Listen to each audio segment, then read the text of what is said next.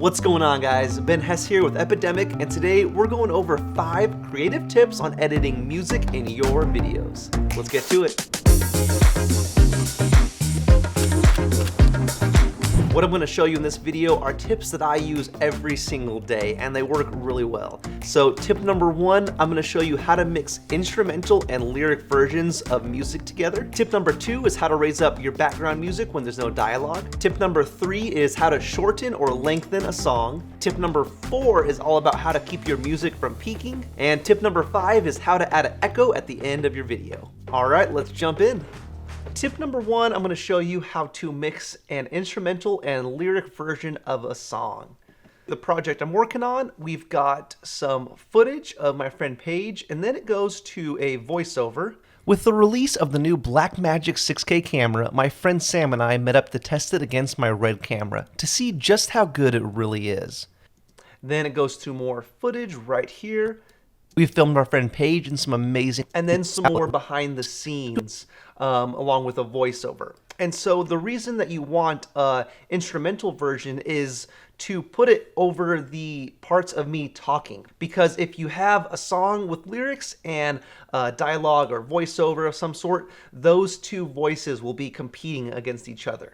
So head on over to Epidemic Sound, of course, and let's see, I went ahead and found this song. It's Gotta Be My Someone by Tape Machines. Really good, and essentially you have to find a song with, you know, the instrumental plus the vocal version. So you're gonna wanna drag in both of the songs, and the instrumental will go right underneath the vocal version. Mute the track that has the instrumental version on it. And so for this first portion, I'm going to let it play. My hands are tied, and you resonate inside my bones. Don't know why I'm incapable.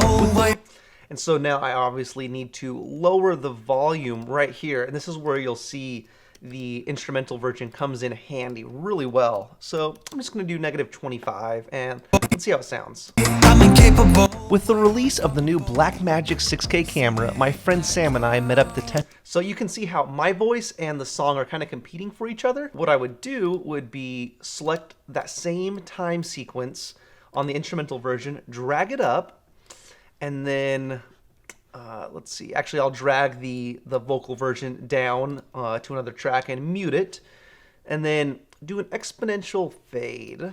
Let's see, exponential fade, and then we'll go like -24. Let's see how that sounds. Don't know why I'm incapable. With the release of the new Blackmagic 6K camera, my friend Sam and I met. And there you go. So now my voice isn't competing with the song. You hear the voiceover or the dialogue perfectly, and then it's going to fade back up. Good, it really is. I'm fading now. And if you want to take it one step further, there's a really cool trick. You can basically unmute the track that has the vocals and leave that down pretty low. So I would do like -30. I met up to test it against my Red camera. Because sometimes it can feel a little empty when it goes from a vocal song to no vocals when it obviously should be there. And so when you have just a little bit in the background, it can help kind of make the video feel a little bit more full. So I'm incapable. with the release of the new Blackmagic 6K camera, my friend Sam and I met up to test it against my Red camera to see. And that sounds pretty good. You could honestly lower that even a little bit more, but that's how I would do it. And this leads me to the second tip, which isn't super creative, but it's very important. A lot of people will, for example, let me set this up. So I put the volume down low right here. Just how good it really is. And a lot of people will leave it down because see how it's all loud Don't know why. at the beginning, and then in between this dialogue scene and this dialogue scene, they leave the volume low. And so it's crucial to have that volume raised up. And so, I mean, either you could use keyframes to keep it up, or just make sure that you go back to the original track and keep the volume high. But very important tip to just make your video better in general. Fading now into an endless hole. When you come, everything. And let me just go ahead and bring the instrumental version back up and do a little exponential fade. And lower the volume on this. Whoops, -24. We've filmed our friend Paige in some amazing locations, starting out on, and there we go. So you could see how it went from normal, low, just how back to normal, and then back to low. So just keeping it consistent throughout the entire video is crucial. All right, now moving on to tip number 3, I'm going to show you how to shorten or lengthen a song. This video, it's 1 minute and 20 seconds long. This song is 3 minutes and 15 seconds. So there's a few things you can do. Probably the most effective one would be go into Adobe Audition. So click the song in here and then edit in Adobe Audition and then clip. So, and then you want to click multi-track up here in the upper left-hand corner. Then you got to drag in the song, click it, and then go over here to music, click duration, and then remix. And it'll analyze the clip really quick.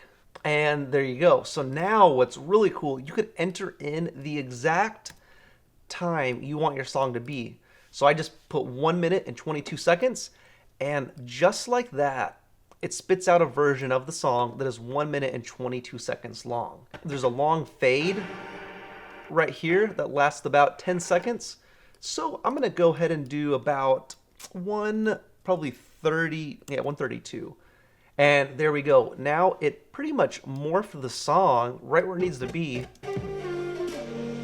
so that it ends right on the mark. So to get this back into Premiere Pro, file, export, multi-track mixdown, entire session because that's the only thing that's on there, and drag this in. And I'm just going to solo this so that's all we hear.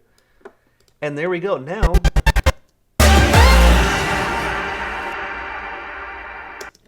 and that is perfect. It lasts the entire length of the video. And you could pretty much do the same thing to lengthen it. You just type in a bigger number than what the song's length is, and it'll spit out the exact length that you want. And let's do another example here. So I'm going to take the original version. I'm going to solo this track so that's all we hear. And for example, this video is short, and so honestly, I would just go and cut this song right where the beat starts, and my hands are tied. That way it gets right to the audio, and I think that sounds, or right to the dialogue or the lyrics, whatever you want to say. The song is going to have, your verse, your chorus, and your bridge. And what's really cool is you can go into, let's say, the end of the chorus, and usually right after the second chorus of a song, there's going to be a bridge. And so you can take out the whole middle part of a song by merging the first chorus and the bridge. So let's see, if I go over here, I'm going to double click the song so that this pops up. And we can see that, I can just visually see that the bridge starts right there. So I'm going to click I, so that's my end point. So let's find where the first portion of the chorus ends at. So it ended right there, and I pressed O. It automatically, clipped my song right there. And now I could kind of morph these two together, and I have to line it up right at the beat. So if I zoom in far enough, and I kind of extend both of these right here, I can go underneath, and I drag that out a little bit. Hope this is making sense. And now I can see how these two chorus beats line up perfectly. And I could just kind of like cut that out, bring it up, and this should... Boom, that is how it's done. And so you can also cut usually the chorus in half. So if it's...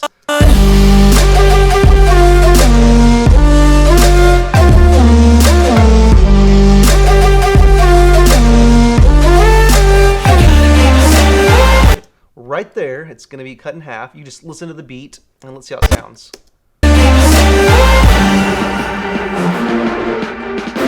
And just like that, I shortened the song even more. So you can kind of do that with verses, the chorus, but the most important thing to remember is to keep the integrity of the song.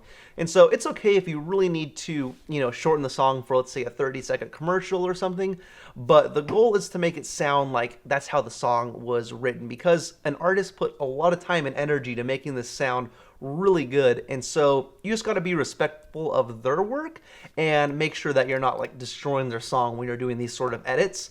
But I feel it's okay when you need to shorten it to match, let's say, a commercial or a minute video or something like that. So let's move on to tip number 4, which is keeping your song from peaking. So over here on the right hand side of the screen, you've got pretty much your audio levels, and it's going to show you where you're hitting. My hands are tied. So it's getting really close to 0.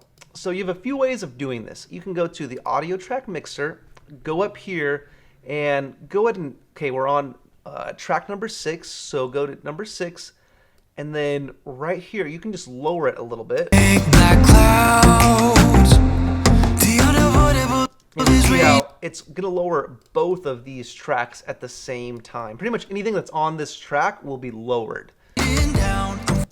There's another trick. So right here on the audio track mixer, which if you can't find it, it's going to be under your window audio track mixer. There should be a triangle right here, or a little arrow. So you click this, and then you can add effects that go into the entire track. So go into amplitude and compression, go ahead and choose dynamics, double click that, and then click compressor. And then when you click your threshold, that will be, let's say I'm going to choose -3. If any sound goes above -3 decibels, it's going to compress it back down. So without getting too technical, let's just set our ratio right in the middle at 4.5. And then as you can see, Fading now into an endless hole. you can see these little marks right here, these red bars. That means it's being active. So When you come, let's turn it off. when you come, everything. And you can just see how it's bringing it down a little bit, which is very helpful for when you have sound effects, multiple tracks playing at the same time. It just keeps everything in check. And let's move on to the 5th tip, which is adding an echo to the end of your song. If your song has a natural echo at the end of it, but if it doesn't line up with your video, so for this instance, the song ends at about 2 minutes, the video ends at 1:14, I would go in and use those tips I just shared to shorten your song to where it ends at the end of the chorus. So for time's sake, I'm just going to kind of line this up roughly, let's see, to the end of the first chorus. So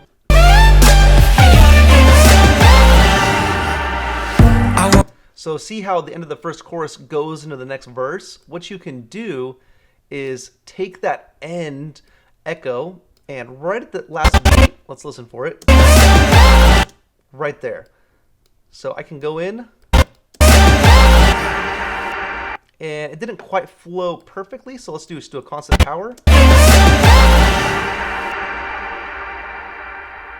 And there we go. So what I would personally do would be have the song end right about there, and see how the song, doesn't quite really start where it needs to. I would use those tips I shared to shorten or lengthen the song. And in this case, I would shorten the song. All right, so there we go, your 5 creative tips on how to edit music in your videos. And just to recap, tip number 1, you're gonna wanna mix your instrumental plus lyric versions of a song to better suit videos with dialogue. Tip number 2, raise your music back up during those dialogue breaks. Tip number 3, shorten or lengthen a song depending on how long your video is. Tip number 4, use a compressor to level out your music and keep it from peaking. And tip number 5, add an echo at the end of your video even if the song isn't finished yet. I hope you guys enjoyed this video, and if anyone has any cool audio tips and tricks, drop them below. I'd love to check them out.